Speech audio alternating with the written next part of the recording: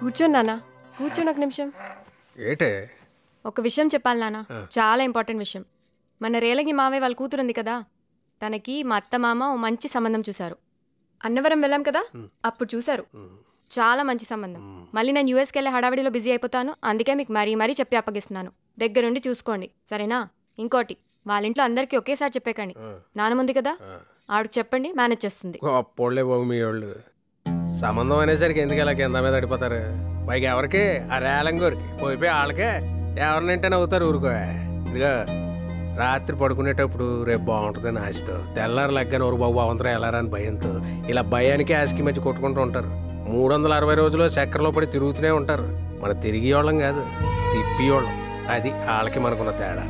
హ్యాపీకి వెళ్ళి కాపురం చేసుకోక ఎందుకు వచ్చిన తలనొప్పి నీకు? మీరు మరీ నాన్న లోపల ఇంత జలసి పెట్టుకుని బయట భలే కవర్ చేస్తున్నారు. అయినా ఏంటి మమ్మీ ఇలా చేస్తున్నారు ఈ మధ్య? ఏం చేస్తున్నాము? హెల్పే కదా. నేనెంతో తను అంతే.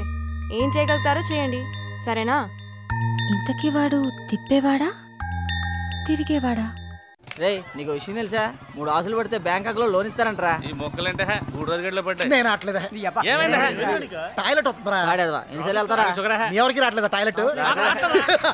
ఓసారి చూడరా వస్తుంది.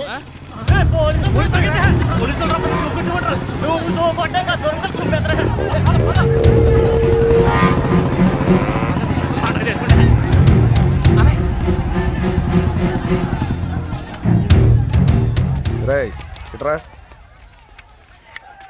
మీరేంట్రా పరిగెత్తకుండా అలా కూర్చున్నారు?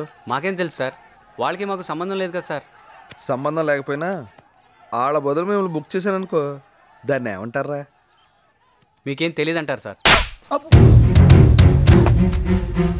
ఏంటి సార్, ఎందుకు మామూలు కొడుతున్నారు? నీ బాబు పేరేంట్రా? నీ బాబు పేరేంట్రా? సూర్యనారాయణ గారండి. సూర్యనారాయణ గారండి. సూర్యనారాయణ గారా? నువ్వు లేకవేంట్రా? మీరే ఇంత ఖాళీగా ఉంటే వాళ్ళు ఏం చేస్తుంటారా? రై, నీ బాబు పేరేంటి? ఏం చేస్తుంటాడు? ఏం పేర్రా నీ బాబు పేరు? ఏం పేరు?